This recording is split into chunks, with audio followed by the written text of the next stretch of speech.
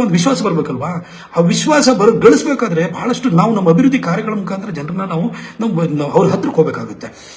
ಹಾಗಾಗಿ ನನಗೆ ತುಂಬಾ ನಾನು 2014ರಲ್ಲಿ MP ಆದಿ, 2015ರಲ್ಲಿ ಜಿಲ್ಲಾ ಪಂಚಾಯತ್ ತಾಲೂಕ್ ಪಂಚಾಯತಿ ಚುನಾವಣೆ ಪ್ರತಾಪ್ ಸಿಂಹ ಒಂದ್ ಸೀಟನ್ನು ಗೆಲ್ಸ್ಬಿಟ್ಟು ನಾವು ಕ್ಷೇತ್ರದಲ್ಲಿ ಅಂತಾರೆ ಒಂದ್ ಸೀಟನ್ನು ಗೆಲ್ಸಕ್ಕೆ ನನ್ನ ಕೈಲಿ ನಾನೇ ತಳ ಊರ್ಬೇಕು, ಬೇರೂರ್ಬೇಕು.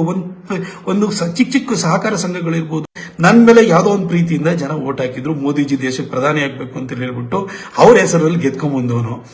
ಅವ್ರ ಹೆಸರಿನಲ್ಲಿ ಅಭಿವೃದ್ಧಿ ಕಾರ್ಯ ತಂದು ನಾನು ಪಕ್ಷನ ಕಟ್ಟಬೇಕಿತ್ತು. ಅದಕ್ಕೆ ನಾನು ಸ್ಟ್ರಗಲ್ ಮಾಡ್ತಾ ಹೊರಟೆ. ಎಲ್ಲರನ್ನೂ ಉಂಟಲ್ಲ, ನನ್ನ ಹತ್ರನೂ ಕೂಡ ನಾನು ಹೇಳಿದಿನಲ್ಲ, ನಾನೇನು ನಿಮ್ಗೆ ತಪ್ಪುನ ಅಥವಾ ನನ್ನ ಬಗ್ಗೆ ನಾನು ಮಾಸ್ಕ್ ಮಾಡ್ಕೊಳ್ಬೇಕು ಅಂತಿಲ್ಲ. ನಮಗೆ ಪತ್ರಕರ್ತನಾಗಿದ್ದಾಗ ಒಂಥರ ಫ್ರೀಯಾಗಿ ನಾವು ಪತ್ರಕರ್ತರಾಗಿರುವಾಗ ನಾವು ಪ್ರೆಸ್ ಕ್ಲಬ್ಗೆ ಹೋಗ್ತಾ ಇದ್ದು, ಬೇರೆ ಕಡೆನೂ ಹೋಗ್ತಾ ಇದ್ದು. ಅಲ್ಲಿ ಏನಂತಂದ್ರೆ ನಮ್ದು ಆ ಥರ ಗ್ರೂಪ್ ಬೇರೆ ಇರ್ತಿದ್ದು, ಹರಟೆ ಹೊಡಿತಿದ್ದು. ಇಲ್ಲಿ ಹರಟೆ ಹೊಡೆಯೋ ಟೈಮ್ ಇಲ್ಲ, ಜನರ ಹತ್ರ ಬೆಳಗ್ಗೆಯಿಂದ ಸಂಜೆವರೆಗೂ ಕೆಲಸಕ್ಕೆ ಹೋಗ್ಬೇಕಿತ್ತು. ಇಲ್ಲಿ ನಮ್ಮ ಒಂದೊಂದು ನಡತೆನೂ ಕೂಡ ಇಲ್ಲಿ ರಿವ್ಯೂ ಮಾಡ್ತಾರೆ ಅಂತ ಒಂದು ಪರಿಸ್ಥಿತಿ ಇತ್ತು. ಹಾಗೆ ನಾನು ಇದಕ್ಕೆ ಅಡಾಪ್ಟ್ ಹಾಕ್ಕೊಂಡು ಇಲ್ಲಿ ಬರೋಷ್ಟರಲ್ಲಿ ನಾನು ನಿಜವಾಗ್ಲೂ ಹೈರಾಣ ಹೋದೆ.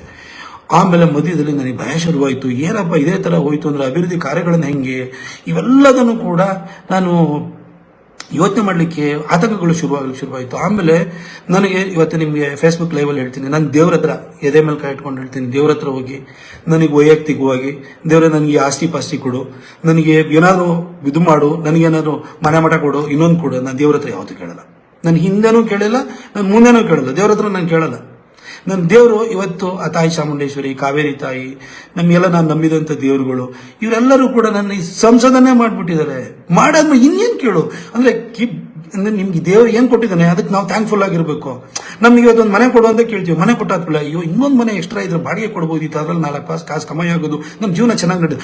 ಇನ್ನೊಂದು ಮನೆ ಕೊಡ್ತಾ ಅಂತಂದ್ರೆ ಇನ್ನೊಂದು 5-6 ಮನೆ ಇತ್ತು ಅಂದ್ರೆ ಇನ್ನೂ ಲ್ಯಾವಿಶ್ ಆಗಿ ಬದುಕಬೇಕಿತ್ತು. ಮನುಷ್ಯನ ಆಸೆಗಳಿಗೆ ಮಿತಿ ಇಲ್ಲ. ಕೊಟ್ಟಿದ್ರಲ್ಲಿ ನಾವು ಖುಷಿ ಪಡಲ್ಲ ನಾವು. ನಾನು ಆದರೆ ಆ ಥರ ಅಲ್ಲ. ದೇವ್ರ ಹತ್ರ ನಾನು ಯಾವತ್ತೂ ಕೇಳಲಿಲ್ಲ. ದೇವ್ರ ಹತ್ರ ನಾನು ಹೋಗಿ, ನನ್ನ ಇಷ್ಟ ದೇವರು ಯಾರು ಅಂತ ನಾನು ಹೇಳಲ್ಲ, ಆದರೆ ನನ್ನ ಇಷ್ಟ ದೇವ್ರ ಹತ್ರ ಹೋಗಿ ಹರಕೆ ಚೀಟಿ ತೊಗೊಂಡೋಗಿ ನನಗೆ ಮೈಸೂರಿಗೆ ಪಾಸ್ಪೋರ್ಟ್ ಸೇವಾ ಕೇಂದ್ರ ಬೇಕು ಅಂತ ನಾನು ಹರಕೆ ಇಟ್ಟೆ. ಅನಂತಕುಮಾರ್ ಸಾಹೇಬ್ರ ಹತ್ರ ಹೋಗಿ, ಸುಷ್ಮಾ ಸ್ವರಾಜ್ ಅವ್ರ ಹತ್ರ ನಾನು ಹೇಳಿಸ್ತೆ ನನಗೆ ಪಾಸ್ಪೋರ್ಟ್ ಸೇವಾ ಕೇಂದ್ರ ಬೇಕೇ ಬೇಕು ಅಂತ ಹೇಳ್ಬಿಟ್ಟು. ಅದು ಏನೋ 2018ನಲ್ಲಿ ಕ್ಯಾಬಿನೆಟ್ ಡಿಸಿಷನ್ ಆಗುತ್ತೆ. ಅದಾದ ನಂತರ ನಿಮಗೆ ಇದು ಆಮೇಲೆ ಮೈಸೂರಿಗೆ ಸಿಗ್ಬೋದು, ಇದು ಫಸ್ಟ್ ಟರ್ಮ್ ಎಂಡ್ ಆಗೋಷ್ಟೊಳಗಡೆ ಸಿಗ್ಬೋದು ಅಂತ ಹೇಳಿದ್ರು. ನಾನು ಹೋಗ್ಬಿಟ್ಟು ನನ್ನ ದೇವ್ರಿಗೆ ಹರಕೆ ಇಟ್ಟೆ, ಪ್ರಾರ್ಥನೆ ಮಾಡ್ಕೊಂಡು ಬಂದೆ. ನನಗೆ ಕುಶಾಲನಗರಕ್ಕೆ ಟ್ರೈನ್ ತೊಗೊಂಬರ್ತೀನಿ ಅಂತ ಹೇಳಿದ್ದೀನಿ, ಅದು ಬೇಕು, ನನಗೆ ಈ ಪಾಸ್ಪೋರ್ಟ್ ಸೇವಾ ಕೇಂದ್ರ ಬೇಕು ಅಂತ ಹೋಗಿ ದೇವ್ರ ಹತ್ರ 2016ರಲ್ಲಿ ಹೋಗಿ ನಾನು ಹರಕೆ ಹೊತ್ತೆ. ಆಗಸ್ಟಲ್ಲಿ ಹರಕೆ ಹೊತ್ತೆ. ಆಮೇಲೆ ಅವರು 2018ವರೆಗೂ ಕ್ಯಾಬಿನೆಟ್ ಡಿಸಿಷನ್ ಆಗಲ್ಲ ಅಂತಂದ್ರು. ಒಂದು ದಿನ ಸುಷ್ಮಾ ಸ್ವರಾಜ್ ಅವರು ಅಚಾನಕ್ ಕಾಲ್ ಬಂತು, ನಾವು ಪೋಸ್ಟ್ ಆಫೀಸ್ ಪಾಸ್ಪೋರ್ಟ್ ಸೇವಾ ಕೇಂದ್ರ ಅಂತ ಮಾಡ್ತಿದ್ವಿ, POPSK, the first country's first POPSK ಮೈಸೂರಿಗೆ ಕೊಡ್ತಾ ಇದೀವಿ ಅಂತ ಹೇಳ್ಬಿಟ್ಟು ಅವ್ರು ಘೋಷಣೆನ ಮಾಡಿದ್ರು. ಫೋನ್ ಮಾಡಿ ಹೇಳಿದ್ರು ನನಗೆ ಇದು good governance day December 25th ಇರ್ತದೆ, 23rd ವರ್ಷದೊಳಗಡೆ 3 ದಿನ ಇದೆ, ಪ್ರಿಪರೇಷನ್ ಮಾಡಿ ಇನಾಗ್ರೇಟ್ ಮಾಡಬೇಕು ಅಂತ ಅನಂತಕುಮಾರ್ ಸಾಹೇಬ್ರೆ ಬಂದು ಇನಾಗ್ರೇಟ್ ಮಾಡಿಕೊಟ್ರು. ಆ ದೇವ್ರ ಹತ್ರ ನಾನು ಹರಕೆ ಹೊತ್ತಿದ್ದೆ. ನನಗೋಸ್ಕರ ಹರಕೆ ಹೊತ್ತಿಲ್ಲ, ನನ್ನ ಕ್ಷೇತ್ರಕ್ಕೋಸ್ಕರ ಹರಕೆ ಹೊತ್ತಿದ್ದೆ. ಇವತ್ತು ಪಾಸ್ಪೋರ್ಟ್ ಕೇಂದ್ರವನ್ನು ತಗೊಂಡ್ಬಂದೆ. ರಿನ್ಯೂವಲ್ ಎಲ್ಲ ಸೇರ್ಬಿಟ್ಟು 1 ಲಕ್ಷಕ್ಕಿಂತ ಜಾಸ್ತಿನ ನಾವು ಕೊಟ್ಟಿದ್ದೀವಿ. ಹಾಗೆ ಕುಶಾಲನಗರದ ಟ್ರೈನನ್ನು ಕೂಡ ನಾನು ಕೇಳ್ಕೊಂಡಿದ್ದೆ. ಅದು ಕೂಡ 2018 ಬಜೆಟ್ನಲ್ಲಿ ಪಿಂಕ್ ಬುಕ್ ಅಲ್ಲೂ ಕೂಡ ಬಂದಾಯ್ತು. ಪಿಂಕ್ ಬುಕ್ ಅಂದ್ರೆ ಕನ್ಫರ್ಮೇಶನ್ ಅಂತ ಹೇಳಿ ಅದನ್ನು ತಗೊಂಡ್ಬಂದೆ. ಹೈವೇದ್ ಇರ್ಬೋದು, ಪ್ರತಿಯೊಂದು ಕೆಲಸಕ್ಕೂ ಕೂಡ ದೇವ್ರಿಗೆ ಮೊರೆ ಹೋದೆ, ಪ್ರಾರ್ಥನೆ ಮಾಡ್ತಿದ್ದೆ, ಆನಂತರ ಸಂಕಲ್ಪ ಮಾಡ್ತಿದ್ದೆ, ಬರ್ತಾ ಇದ್ದೆ. ದೇವ್ರ ಹತ್ರ ನಾನು ಕೇಳಿದ್ದೀನಿ, ನನ್ನ ಕ್ಷೇತ್ರಕ್ಕೆ ಏನೋ ಕೊಡು ಅಂತ ಹೇಳ್ಬಿಟ್ಟು ನಾನು ದೇವ್ರನ್ನ ಕೇಳಿದ್ದೀನಿ ಹೊರತು ಇವತ್ತು ದೇವ್ರ ಮೇಲೆ ನಾನು ಎಲ್ಲರ ಹತ್ರ ಸುಳ್ಳು ಹೇಳೋ ಪೊಲಿಟಿಷಿಯನ್ ಅಲ್ಲ. ನಾನು ದೇವ್ರ ಹತ್ರ ನಾನು ಇವತ್ತು ಹೋಗಿ ತಾಯಿ ಚಾಮುಂಡಿ ಹತ್ರ ಹೋಗಿ ಕೂತ್ಕೊಂಡು ತಾಯಿ ನನಗೆ ಪ್ರೊಟೆಕ್ಟ್ ಮಾಡು ಅಂತ ಕೇಳ್ಕೊಳ್ತೀನಿ, ನನಗೆ ಒಳ್ಳೆ ಕೆಲಸ ಮಾಡ್ಲಿಕ್ಕೆ ಇನ್ನೂ ಶಕ್ತಿನ ಕೊಡು ಅಂತ ಕೇಳ್ತೀನಿ, ಅವಕಾಶನ ಕೊಡು ಅಂತ ಕೇಳ್ತೀನಿ. ನಾನು ವೈಯಕ್ತಿಕವಾಗಿ ಇವತ್ತು ನಾನು ಯಾವ ದೇವ್ರ ಹತ್ರನೂ ಹೋಗಿ ನಾನು ಕೇಳಲ್ಲ. ನನ್ಗದು ಬೇಕು ಆಗಿಲ್ಲ. ನಾನು ಯಾಕೆಂದ್ರೆ ದೇವ್ರು ನನಗೆ ಕೊಟ್ಟಿದ್ದೀನಿ, ಇಷ್ಟು ಒಳ್ಳೆ ಕೆಲಸ ಮಾಡುವಂಥ ಅವಕಾಶನ ದೇವ್ರು ಕೊಟ್ಟಿದ್ದಾನೆ. ಅದಾದ ನಂತರ ನನ್ನ ಅಭಿವೃದ್ಧಿ ಕಾರ್ಯಗಳು ನಿಮ್ಗೆ ದುಡ್ಡು ಹೇಳ್ಬೋದು. ನಿಮ್ಮೆಲ್ಲರಿಗೂ ಭಾಳ ಕಾತರ ಏನು ಅಂತಂದ್ರೆ, ಏನು ಟಿಕೆಟ್ ಸಿಗುತ್ತಾ ಇಲ್ವಾ, ಇವನೇನೋ ವ್ಯಕ್ತಪಡಿಸ್ತಾನ ಅಂತ ನೀವು ಯೋಚನೆ ಮಾಡಬೇಡಿ. ದೇವರು ಯಾವಾಗ ಎಷ್ಟು ಅವಕಾಶ ಕೊಡ್ತಾನೆ ಅದರಲ್ಲಿ ಒಳ್ಳೆ ಕೆಲಸವನ್ನು ಮಾಡಿ ಅವರಿಂದ ಶಬಾಸ್ ಅಂತ ನಾವು ಅನ್ನಿಸ್ಕೋಬೇಕು. ನಾನು ಇವತ್ತು ಯಾಕೆ ಈ ಫೇಸ್ಬುಕ್ ಲೈವ್ ಮಾಡಿದ್ದೀನಿ ಅಂತಂದರೆ, ನಾನು ಕಳೆದ 3 ದಿನದಿಂದ ಸೋಷಿಯಲ್ ಮೀಡಿಯಾ ನೋಡ್ತಾ ಇದ್ದೀನಿ, ಟ್ವಿಟರ್ ಟ್ರೆಂಡಿಂಗ್ ನೋಡ್ತಾ ಇದ್ದೀನಿ, ನಮಗೆ ವಾಟ್ಸಪ್ಪಲ್ಲಿ ಬರೋ ಮೆಸೇಜ್ ನೋಡ್ತಾ ಇದ್ದೀನಿ, ಕಾಲ್ಸನ್ನು ನೋಡ್ತಾ ಇದ್ದೀನಿ. ಅದೇ ರೀತಿಯಲ್ಲಿ ನಿಮಗೆ ನೀವು ಪೋಸ್ಟ್ಗಳನ್ನೆಲ್ಲ ಹಾಕೊಳ್ತಿದ್ರಲ್ಲ ಫೇಸ್ಬುಕ್ಕಲ್ಲಿ, ಎಲ್ಲ ಇನ್ಸ್ಟಾ ಪೋಸ್ಟ್ಗಳೆಲ್ಲ ನೋಡ್ತಾ ಇದ್ದೀನಿ. ನಿಜ ಹೇಳ್ತೀನಿ, I am thankful to my God Narendra Modiji. ನನಗೆ ಇವತ್ತು ಇಷ್ಟು ಅವಕಾಶನ ಅವ್ರ ಹೆಸರಿನಲ್ಲಿ ಗೆದ್ಕೊಂಡ್ಬಂದಿದ್ದೀನಿ. ನನ್ನ ಇಷ್ಟ ದೇವತೆ ಚಾಮುಂಡೇಶ್ವರಿ, ಕಾವೇರಿ ತಾಯಿ, ನನ್ನ ಏನೋ ಮನೆ ದೇವರು ಬೇರೆ, ಹೀಗೆ ನನ್ನ ಇಷ್ಟ ದೇವರು ಅವ್ರಿಗೆ ಯಾವಾಗಲೂ ನನ್ನ ಪ್ರತಿನಿತ್ಯನೂ ಕೂಡ ನಾನು ಏನೋ ಅವರಿಗೆ ನಾನು ಪ್ರಾರ್ಥನೆಯನ್ನು ಮಾಡ್ತಿರ್ತೀನಿ. ಆದರೆ ಪ್ರತಾಪ್ ಸಿಂಹ ಒಬ್ಬ ಸಾಮಾನ್ಯ ಪತ್ರಕರ್ತನನ್ನ ಬಂದು ಅನಾಮತವಾಗಿ ಟಿಕೆಟ್ ಕೊಟ್ಟು ಮೈಸೂರಿಗೆ ರಾಮನವಮಿ ದಿನ 2014 ಏಪ್ರಿಲ್ 8ನೇ ತಾರೀಕು ಬಂದು ಮಹಾರಾಜ ಗ್ರೌಂಡಲ್ಲಿ ನಿಂತ್ಕೊಂಡು ನನ್ನ ಕೈ ಎತ್ತಿಬಿಟ್ಟು ಪ್ರತಾಪ್ ಸಿಂಹನ ಗೆಲ್ಲಿಸಿ ಅಂತ ಹೇಳಿ ಒಬ್ಬ ಪತ್ರಕರ್ತನನ್ನು ಏಕಾಏಕಿ ಸಂಸದನನ್ನು ಮಾಡಿದವರು ನರೇಂದ್ರ ಮೋದಿಜಿಯವರು. ಅವ್ರ ಹೆಸರಲ್ಲಿ ಗೆದ್ದವು ನಾನು. 2019 ಅವ್ರ ಹೆಸರಿನಲ್ಲಿ ಗೆದ್ದಿದ್ದು. ನಾನು ಇವತ್ತು ಇಷ್ಟು ಕೆಲಸ ಮಾಡಿದ್ದೀನಲ್ಲ, ನನ್ನ ಮೋದಿಜಿ ಕೊಟ್ಟಿರೋದು ಕೆಲಸಗಳು ಇದು. ಪ್ರತಾಪ್ ಸಿಂಹಂದು ಏನಂತಲ್ಲ, ಇವತ್ತು ಜನ ದೇಶಕ್ಕೆ ಮೋದಿ ಬೇಕು ಅಂತಾರೆ, ಹಾಗೆ ಕ್ಷೇತ್ರಕ್ಕೂ ಒಬ್ಬ ಛೋಟಾ ಮೋದಿ ಬೇಕು ಅಂತ ಹೇಳ್ತಾರೆ. ಒಬ್ಬ ಚಿಕ್ಕ ಮೋದಿ ನಮ್ಮಿಲ್ಲೂ ಬೇಕು, ಇಲ್ಲೂ ನಮ್ಮ ಕೆಲಸನೂ ಮಾಡಬೇಕು, ದೇಶಕ್ಕೂ ಅವ್ರು ಕೆಲಸ ಮಾಡ್ತಾರೆ, ಅವ್ರು ಬೇಕು, ಅದಕ್ಕೋಸ್ಕರ ನಮಗೆ ಓಟ್ ಹಾಕ್ತಾರೆ. ಅದೇ ತರ ನಮ್ಮಲ್ಲೂ ಒಂದು ಸಣ್ಣ ಪ್ರಮಾಣದ ಮೋದಿಯನ್ನು ಅವ್ರು ಎಕ್ಸ್ಪೆಕ್ಟ್ ಮಾಡ್ತಾರೆ. ಅದಕ್ಕೆ ಯಾವತ್ತೂ ಅನ್ಯಾಯ ಮಾಡಿದ್ರೆ ನಾವು ಕೆಲಸ ಮಾಡಬೇಕು. 10 ವರ್ಷದಿಂದ ನಾನು ಕೆಲಸ ಮಾಡಿದ್ದೀನಿ. 12 ಟ್ರೈನು, ನಾಳೆದು 13ನೇ ಟ್ರೈನು, ಅದು ಏಪ್ರಿಲ್ 5ಕ್ಕೆ ಬರುತ್ತೆ ಅಷ್ಟೇ. ಇಷ್ಟು ಟ್ರೈನ್ ತಂದೀನಿ. 2014ಕ್ಕಿಂತ ಮೊದಲು 10 ವರ್ಷ ಹೋಗಿ 2004ರಿಂದ 2014ವರೆಗೂ ಎಷ್ಟು ಟ್ರೈನ್ ಬಂದಿದೆ ಅಂತ ನೋಡಿ. ಒಂದು ಟ್ರೈನ್ ಇದ್ರೆ ಹೇಳ್ಬಿಡಿ ನೋಡೋಣ. ನಾನು ನಿಮಗೆ ಇನ್ನೊಂದು ಉದಾಹರಣೆ ಹೇಳಬೇಕು. ಜನ ಎಷ್ಟು ನನ್ನ ಪ್ರೀತಿಸ್ತಾರೆ ಅನ್ನೋದಕ್ಕೆ 1989ರಿಂದ 2019ವರೆಗೂ 30 ವರ್ಷಗಳಲ್ಲಿ ಮೈಸೂರಿನಲ್ಲಿ ಯಾವ ವ್ಯಕ್ತಿನೂ ಕೂಡ ರಿಪೀಟ್ ಮಾಡಿಲ್ಲ. ಎಲ್ಲರೂ ಇನ್ಕ್ಲೂಡಿಂಗ್ ಮಹಾರಾಜರನ್ನ, ಶ್ರೀಕಂಠದತ್ತ ನರಸಿಂಹರಾಜ ಒಡೆಯರ್ನೂ ಕೂಡ ಜನ ಸೋಲ್ಸಿದ್ದಾರೆ. 91 ಸೋಲ್ಸಿದ್ರು. ಅವಾಗೇನೋ ಸಿಂಬಲ್ ಮಿಸ್ಟೇಕ್ ಆಗಿ ಸೋಲ್ಸ್ಬಿಟ್ಟಿದ್ದಾರೆ ಅಂತ ಅಂದ್ರೂ ಕೂಡ 2004ರಲ್ಲಿ ಮಹಾರಾಜರನ್ನ 3ನೇ ಪ್ಲೇಸಿಗೆ ಕಳಿಸ್ಬಿಟ್ರು ಜನ. ಇವತ್ತೇನು ಅಂತಂದ್ರೆ ಅವ್ರ ಮನೆ ಬಾಗಿಲಕಾಯಿಯವ್ರು ಬೇಕು, ಜನ ಹೋಗಿ ಬೇರೆಯವ್ರ ಮನೆ ಬಾಗಿಲಕಾಯಬಾರ್ದು. ನಾನು ನನ್ನನ್ನು 2014ರಲ್ಲಿ ಗೆಲ್ಸಾದ ನಂತರ ನನ್ನ ಸಿಟ್ಟು ಸೆಡವುಗಳ ಆಚೆಗೂ ಕೂಡ ನಾನು ಯಾವಾಗಲೂ ಕೂಡ ಜನ ಬಂದು ಸಾರ್ ನಮಸ್ಕಾರ ಸಾರ್ ಸಾಹೇಬ್ರೇ ಅಂತ ಅನ್ನೋರು. ನಾನು ಯಾವಾಗಲೂ ಕೂಡ ಸಾರ್ ಬೇಕಾದ್ರೆ ಹೇಳಿ, ಕೈ ಮುಗಿಯಕ್ಕೆ ಬರಬೇಡಿ, ಕಾಲಿಗೆ ನಮಸ್ಕಾರ ಮಾಡಕ್ಕೆ ಬರಬೇಡಿ ಅಂತ ಹೇಳ್ತೀನಿ. ಯಾಕೆಂದ್ರೆ ಚುನಾವಣೆ ಬಂದ್ರೆ ಅವ್ವ ಅಕ್ಕ ಓಟಕವ್ವ, ಒಂದಿದು ತಾವರೆ ಹೋಗಿ ಓಟಕವ್ವ ಅಂತ ನಾವೇ ಹೇಳ್ತೀವಿ. ನಾವು ಅವ್ರ ಹತ್ರ ಕೈ ಮುಗಿತೀವಿ. ನೀವು ನಮ್ಮನ್ನು ಗೆಲ್ಸಿ, ನಿಮ್ಮನೆ ಬಾಗ್ಲಿ ನಾ ಕೈ ಮುಕ್ಕೊಂಡು ಬಂದಿರ್ತೀನಿ. ನನ್ನನ್ನು ನೀವು ಗೆಲ್ಸಾದ್ಮೇಲೆ ನೀವು ನನ್ನನ್ನು ಸಾಹೇಬ್ರೆ ಅಂತ ಯಾಕೆ ಕೈ ಮುಗಿತೀರಿ? ನಿಮ್ಮ ಹಕ್ಕು ನೀವು ಕೇಳಿ. ಆದರೆ ತುಂಬಾ ದೊಡ್ಡ ಕಥೆನ ಹೇಳಕ್ ಹೋಗ್ಬೇಡಿ. ಕೆಲಸ ಏನೇನು ಹೇಳ್ತೋ ನೀವೆಷ್ಟೇ ಹೇಳಿದ್ರು ಕೂಡ ಇಂಥವ್ರಿಗೆ ಫೋನ್ ಮಾಡ್ಬೇಕಲ್ವಾ, ಇಂಥ ಕೆಲಸ ಆಗ್ಬೇಕಲ್ಲ, ನೇರವಾಗಿ ಹೇಳಿ. ಆಗ ನನ್ನ ಟೈಮು ಸೇವ್ ಆಗುತ್ತೆ, ನಾನು ಇಮಿಡಿಯೇಟ್ ಆಗಿ ನಿಮ್ಗೆ ಮಾಡ್ತೀನಿ. ನನಗೆ ಪೇಷನ್ಸ್ ಸ್ವಲ್ಪ ಕಮ್ಮಿ, ದಯವಿಟ್ಟು ಹಿಂಗೆ ಮಾಡಿದ್ದೀನಿ. ಅಳಬೇಡಿ ಅಂತ ನಾನು ಯಾವಾಗ ಹೇಳ್ತೀನಿ. ನಾನು ಹೇಳ್ತೀನಿ, ನನ್ನ ಮಗಳನ್ನೂ ಕೂಡ ನಾನು ಅಳೋದನ್ನು ಸಹಿಸಲ್ಲ, ನನ್ನ ಮಗಳಿಗೂ ಪೆಟ್ಟು ಕೊಡ್ತೀನಿ ಹತ್ರ. ಅದೇ ಈ ಥರ ನೀವು ಅಳಬೇಡಿ. ಯಾಕಂದ್ರೆ ನಾ ಕಷ್ಟದಿಂದ ಬಂದಿರೋನು. ನನ್ನ ತಾಯಿ ಹೋಟ್ಲಿಗೆ ಹಾಲು ಕರ್ಕೊಂಡು, ನನ್ನ ತಮ್ಮಂದಿರು ಹಾಕೋರು, ನಾನು ರಜೆನಲ್ಲಿ ನಾನು ಹೋಟ್ಲಿಗೆ ಹಾಲು ಹಾಕಿದ್ದೀನಿ, ದನ ಕಾಯ್ದಿದ್ದೀನಿ. ಅಲ್ಲಿಂದ ಬಂದ್ರೆ ನೀವು ನನಗೆ ಕಷ್ಟನ ನೀವು ಕಣ್ಣೀರಿನ ಮುಖಾಂತರವಾಗಿ, ಹಾವಭಾವಗಳ ಮುಖಾಂತರ ವ್ಯಕ್ತ ಮಾಡೋ ಅಗತ್ಯನೇ ಇಲ್ಲ. ನಾನು ಕಷ್ಟದ ಜೊತೆನೇ ಬದುಕಿರೋನು. ಹಾಗಾಗಿ ನೀವು ಹೇಳಬೇಡಿ, ನೀವು ವಿಚಾರ ಹೇಳಿ ಸಾಕು ಅಷ್ಟೇ. ನೀವು ಹೇಳಬೇಡಿ ನಿಮ್ಮ ಮಕ್ಕಳ ಫೀಸು. ಇನ್ನೊಂದು ನಾನು ನಿಮ್ಗೆ ಹೇಳ್ತೀನಿ, 100 ಚಿಲ್ಲರೆ ಮಕ್ಕಳಿಗೆ ನಾನು ಕೇಂದ್ರೀಯ ವಿದ್ಯಾಲಯ ಸೀಟ್ ಕೊಡಿಸಿದ್ದೀನಿ. ಅದರಲ್ಲಿ ನನ್ನ ಆಫೀಸಿಗೆ ಬರೋರು cancer 3rd stage 4th stage ಇನ್ನೇನು ಉಳಿಯಲ್ಲ ಅಂತ ಬರ್ತಾರೆ.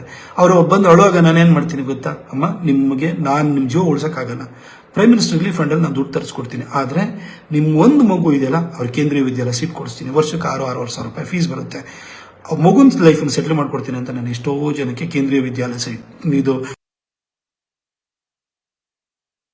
ಸೀಟ್ಸನ್ನು ನಾನು ಕೊಡಿಸಿದ್ದೀನಿ. ಆ ತೃಪ್ತಿನೂ ಇದೆ ನನಗೆ. ಹೀಗೆ ನಾನು ಈ ಪಾಲಿಟಿಕ್ಸ್ ಇದು ಮಾಡ್ತಾ 2019ಕ್ಕೆ ಬರಬೇಕಾದ್ರೆ ಯಾರೂ ರಿಪೀಟ್ ಮಾಡಿರಲಿಲ್ಲ ಜನ. ಹಾಗಾಗಿ ನನಗೆ ಜನ ಒಳ್ಳೆ ಕೆಲಸ ಮಾಡೋ ಮುಖಾಂತರನೇ ಅವ್ರ ಹೃದಯದಲ್ಲಿ ಸ್ಥಾನ ಪಡ್ಕೊಳ್ಬೇಕು ಅಂತ ಬಹಳ ಪ್ರಯತ್ನ ಮಾಡಿದೆ. ಆ ಟೈಮಲ್ಲಿ ಬಾಲ್ಕೋಟ್ ಅಟ್ಯಾಕ್ ಆಯಿತು, ದೇಶಕ್ಕೊಬ್ಬ ಗಂಡು ಮಗ ಪ್ರಧಾನಿಯಾಗಿ ಸಿಕ್ಕಿದ್ದಾನೆ, ಅವನು ಉಳಿಸ್ಕೊಳ್ಬೇಕು ಅಂತ ಹೇಳಿ ನಮ್ಮ ಎಷ್ಟೋ ತಪ್ಪುಗಳನ್ನ, ನಮ್ಮ ಎಷ್ಟೋ ಎಡವಟ್ಟುಗಳನ್ನು ಕೂಡ ಮನ್ನಿಸ್ಬಿಟ್ಟು ಜನ. ಸೋಮಣ್ಣ ಸಾಹೇಬರು ನಮ್ಮಿಲ್ಲಿಗೆ ಉಸ್ತುವಾರಿ ಸಚಿವರಾಗಿ ಬಂದರು. ಬೆಳಗ್ಗೆ 6 ಗಂಟೆಗೆ ಬಂದು ಎಬ್ಬಿಸಿ ಕಾರ್ಪೊರೇಷನ್ ಏನು ಮೋರಿ ಕ್ಲೀನ್ ಮಾಡಿಸೋದ್ರಿಂದ ಹಿಡಿದು ಎಲ್ಲ ಕೆಲಸದ ಬಗ್ಗೆ ಪಾಠ ಕಲಿಸ್ಕೊಟ್ರು ಅವ್ರು ನನಗೆ. ಅಲ್ಲಿಂದ ನಾನು ತುಂಬಾ ಕಷ್ಟಪಟ್ಟು ಕ್ಷೇತ್ರ ಜನ ಕೆಲಸ ಮಾಡಬೇಕು ಅಂತ ಮಾಡಿದೆ. ಇವತ್ತು ಕೂಡ ನನಗೆ ಸಂಘ, ಅವತ್ತು ಮೈಚಾ ಜಯದೇವರು ಇಲ್ಲ, ಇವತ್ತು ಸಂಘದ ಎಲ್ಲ ಹಿರಿಯರುಗಳು, ಇವತ್ತು ಅವ್ರನ್ನೆಲ್ಲ ಹೆಸರನ್ನ ಹೇಳಕ್ ಹೋಗಬಾರ್ದು ಸಂಘದವ್ರನ್ನ, ಆದರೆ ಅವರೊಬ್ರು ಇಲ್ಲ ಅನ್ನೋ ಕಾರಣಕ್ಕೋಸ್ಕರ ಅವ್ರ ಹೆಸರನ್ನ ಹೇಳ್ತೀನಿ. ನನ್ನನ್ನು ಅವತ್ತು ಕೈ ಹಿಡಿದು ಬೆಳೆಸಿದ್ರು, ನನಗೆ ಟಿಕೆಟ್ ಕೊಡಿಸಿದ್ರು, ಗೆಲ್ಸಿದ್ರು, ಒಂದು ಪ್ರಯೋಗ ಅಂತರ ಮಾಡಿದ್ರು.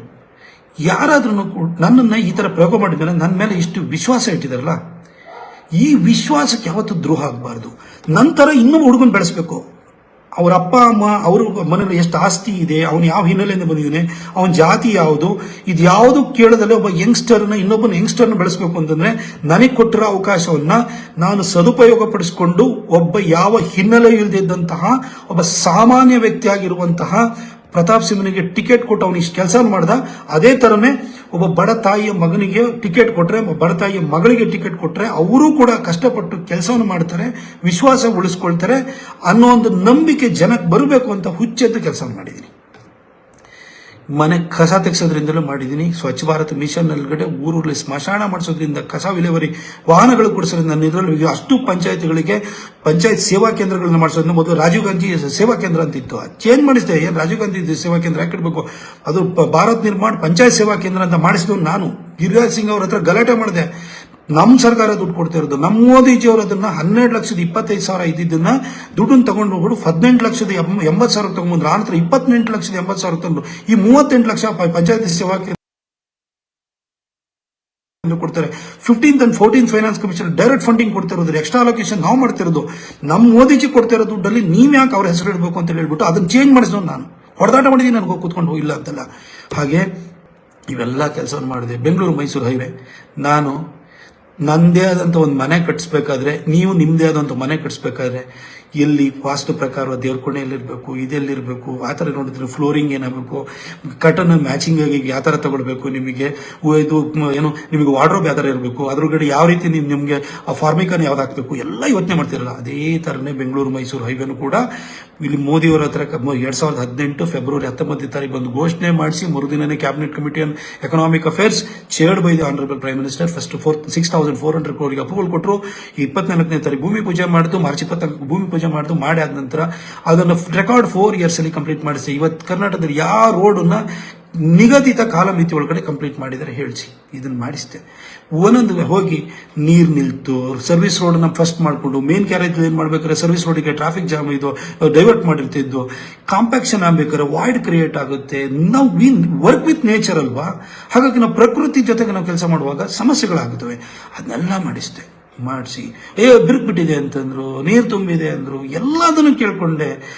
ಏನೇನೋ ಮಾತಾಡಿದ್ರು. ನಾನು ಹೇಳಿದೆ ಅವೈಜ್ಞಾನಿಕವಾಗಿದೆ ಅಂದ್ರೆ ದಿಲೀಪ್ ಬಿಲ್ಕಾನ್ ಅವ್ರ ಹತ್ರ ಕುತ್ತಿಗೆ ಇಟ್ಕೊಂಡ್ಬಂದು ನಾನು ಕೆಲಸ ಮಾಡಿಸ್ತೀನಿ ಅಂತ ಹೇಳಿದ್ರೆ, ಯಾಕಂದ್ರೆ ನಾನು ಕಮಿಷನ್ ತಗೊಳ್ಳಲ್ಲ. ನಾನು ಮಾಡಿದೆ. ನಾನು ಎಲ್ಲ ರಾಜಕಾರಣಿಗಳ ತರ ನಾನು ಬೇರೆ ಇದಕ್ಕೆ ಹೋಗ್ಲಿಲ್ಲ. ನನಗೆ ನನ್ನಂತವ್ನ ಮೈಸೂರು ಜನ, ಕೊಡಗಿನ ಜನ, ಅದ್ರ ವಿಶೇಷವಾಗಿ ಕೊಡಗಿನ ಜನ ತುಂಬಾ ಪ್ರೀತಿ ಮಾಡಿದ್ದೀರಿ. ನಿಮ್ಗೆ ನಿಮ್ ನಿರೀಕ್ಷೆ ಅಷ್ಟು ನನ್ನ ಕೆಲಸ ಅಲ್ಲಿ ಮಾಡಿಲ್ದಲೇ ಇರ್ಬೋದು. ಮೈಸೂರಲ್ಲಿ ನಿರೀಕ್ಷೆ ಮೀರಿ ಕೆಲಸನ ಮಾಡಿದ್ದೀನಿ. ಈ ಟರ್ಮಲ್ಲಿ, ಈ 3ನೇ ಟರ್ಮಲ್ಲಿ ನಿಮ್ಮ ಸೇವೆಯನ್ನು ಮಾಡ್ತೀನಿ. ನಿಮ್ಮ ನಿರೀಕ್ಷೆ ಮೀರಿ ನಿಮ್ಮ ಕೆಲಸವನ್ನು ಮಾಡ್ತೀನಿ. ಆ ದೇವರು, ಆ ತಾಯಿ ಚಾಮುಂಡಿ, ಕಾವೇರಿ ತಾಯಿ ಅವಕಾಶ ಕೊಟ್ಟು ನಿಮ್ಮೆಲ್ಲರ ಪ್ರೀತಿ ವಿಶ್ವಾಸ ಇದ್ರೆ ಖಂಡಿತ ಕೊಡಗಿನ ಋಣ ತೀರಿಸ್ತೀನಿ. ಈ ಒಂದು ಟರ್ಮಲ್ಲಿ ಮೈಸೂರಿನ ಋಣನ ಸಾಕಷ್ಟು ತೀರಿಸಿದ್ದೀನಿ. ಇನ್ನು ಏನೇ ನಾನು ಕಲ್ಪನೆ ಇಟ್ಕೊಂಡಿದ್ದೀನಿ ಅದನ್ನು ಕೂಡ ಕೊಡ್ತೀನಿ. ನಾನು ಇಲ್ಲಿಗೆ ವಿಚಾರಕ್ಕೆ ಬರೋದಾದ್ರೆ, ಇವೆಲ್ಲ ಕೆಲಸಗಳು ಮಾಡಿದೆ. ಟೊಬ್ಯಾಕೋ ಗ್ರೋವರ್ಸ್ ಕಮಿಷನ್ ತೆಗೆಸ್ತೆ, ಇದು ಪೆನಾಲ್ಟಿ ತೆಗೆಸ್ತೆ. ಅವರಿಗೆ ಈ ಸರಿ 288 ರೂಪಾಯಿ ಟಾಪ್ ಪ್ರೈಸ್ ಸಿಕ್ಕಿದೆ. ನಿಮಗೆ ಆಲ್ಮೋಸ್ಟ್ 280 rupees ಅವರೇಜ್ ಪ್ರೈಸ್ ಸಿಕ್ತು. ಕಳೆದ ಸರಿ 118 ರೂಪಾಯಿ ಇತ್ತು. ಈ ಸರಿ 280 ಮೇಲೆ ಅವರೇಜ್ ಪ್ರೈಸ್ ಸಿಕ್ಕಿದೆ. ಇಷ್ಟೆಲ್ಲ ಕೆಲಸ ಮಾಡಿದ್ವಿ. ಪ್ರತಿ ಒಂದು ಪಿರಿಯಾಪಟ್ಟಣ, ಹುಣಸೂರು, ಪಿರಿಯಾಪಟ್ಟಣಕ್ಕೆ 303 ಹ್ಯಾಬಿಟಾಟ್ಗಳಿಗೆ, ಏನು ಜನವಸತಿ ಕೇಂದ್ರಗಳಿಗೆ ಏಕಕಾಲಕ್ಕೆ ಕಾವೇರಿ ನದಿಯಿಂದ ಅಡ್ಡದ ಮುಖಾಂತರವಾಗಿ ನೀರನ್ನು ತಂದು ಕೊಡುವಂತ 239 ಕೋಟಿ ರೂಪಾಯಿನಲ್ಲಿ ನಾನು ಆ ಯೋಜನೆ ತಂದು ಜಲಜೀವನ ಮಿಷನ್. ಬಸವರಾಜ ಬೊಮ್ಮಾಯಿ ಸಾಹೇಬರು ನನಗೊಂದಿನ ಬೈದಿದ್ದನ್ನ, ನೀವು ಬೈದ್ರು ಅಂತೇಳಿ ತರಡೆ ತೆಗೆದ್ರು, ನೀನು ಅತಿ ಬುದ್ಧಿ ಅಂತ ಅಂದ್ರು ಅಂತಲ್ಲ. ನಾನು ಯಾರ್ದು ಟ್ರಾನ್ಸ್ಫರ್ ಯಾವತ್ತೂ ಕೂಡ ಚೀಟಿ ಇಟ್ಕೊಂಡು ಹೋದನಲ್ಲ. ಯಾವ ಪಾಲಿಟಿಷಿಯನ್ ಏನೇ ಮಾಡ್ಬೋದು. ನಾನು ಹೋಗಿ ನನ್ನ ಕ್ಷೇತ್ರ ಜನರ ಪರವಾಗಿ ನಾನು ಬಯಸ್ಕೊತೀನಿ. ಕಾಲಿಡ್ಕೊಳ್ತೀನಿ. ಏನ್ ಬೇಕಾದ್ರೂ ನಾನು ಹೋಗ್ಬಿಟ್ಟು ನಾನು ದೈನೇಶಿದಾಗಿ ಕೆಲಸ ಮಾಡ್ತೀನಿ. ನನಗೂ ನಿಮಗೂ ವ್ಯತ್ಯಾಸ ಏನ್ ಗೊತ್ತಾ? ಸರ್ ಈ ಕೆಲಸ ಮಾಡ್ಕೊಡಿ ಅಂತೀರಿ. ನಾನು ಮಂತ್ರಿಗಳ ಹತ್ರ ಸರ್ ಈ ಕೆಲಸ ಮಾಡ್ಕೊಡಿ. ನೀವು ನಿಮ್ಮ ಮಧ್ಯದಲ್ಲಿ ಬೇಡುವ ಹಂತ ಬೇರೆ ಇದೆ ಅಷ್ಟೇನೆ. ನೀವು ನನ್ನನ್ನು ಕೈ ಮುಗಿತೀರಿ, ನಾನು ಅವ್ರ ಕೈ ಮುಗಿತೀನಿ, ಅವ್ರ ಕಾಲು ಹಿಡಿತೀನಿ. ಟೊಬ್ಯಾಕೋ ಗ್ರೋವರ್ಸ್ಗೂ ಕೂಡ ಅಡಿಷನಲ್ ಸೆಕ್ರೆಟರಿ ರಾಜೇಶ್ ಅಗರ್ವಾಲ್ಗೆ ಹೋಗಿ ಹೇಳಿದೆ, ಸರ್ ನಾನು ನಿಮಗೆ I will hold your feet ಅಂತಂದೆ. ಇದನ್ನ ಕಾಮರ್ಸ್ ಮಿನಿಸ್ಟರ್ ಪ್ರತಿ ಸರಿ ವರ್ಲ್ಡ್ ಹೆಲ್ತ್ ಆರ್ಗನೈಸೇಷನ್ ಅವರು ಏನೇನೋ ಹೇಳ್ತಾರೆ ಅಂತ ಹೇಳಿ ನನಗೆ ಯಾವಾಗಲೂ ಫೈಲನ್ನ ವಾಪಸ್ ಹಾಕ್ತೀರಿ. ನಮ್ಮ ಅನ್ರಿಜಿಸ್ಟರ್ಡ್ ಗ್ರೋವರ್ಸಿಗೆ, ಅನಧಿಕೃತ ತಮ್ಮ ಹೊಗೆಸೊಪ್ಪು ಬೆಳೆಗಾರರಿಗೆ ಲೈಸೆನ್ಸ್ ಕೊಡಿ ಅಂತ ಅವರನ್ನು ಕೂಡ ಕೇಳ್ಕೊಂಡು ಇದು ಮಾಡಿದೆ. ಹುಣಸೂರಿಗೆ 294 ಜನವಸತಿ ಕೇಂದ್ರಗಳಿಗೆ ಏಕಕಾಲಕ್ಕೆ ಹಳೆ ಉಂಡುವಾಡಿಯಿಂದ ಕುಡಿಯೋ ನೀರಿನ ಯೋಜನೆ ತಗೊಂಡಿನಿ 213 ಕೋಟಿ ರೂಪಾಯಿನಲ್ಲಿ ಅದ್ರ ಕಾಮಗಾರಿ ಪ್ರಾರಂಭ ಇದೆ. 2 ವರ್ಷದಲ್ಲಿ ಪ್ರತಿ ಮನೆಯಲ್ಲಿ ಟ್ಯಾಪ್ ವಾಟರ್ ಇರ್ತದೆ, ಟ್ಯಾಪ್ ತಿರ್ಸಿದ್ರೆ ಗ್ಯಾಸು ಬರುತ್ತೆ. ಈ ಕೆಲಸ ಮಾಡೀನಿ. ಇವನೇನು ಜಗಳ ಮಾಡ್ತಾನೆ ಅಂತ. ಜಗಳ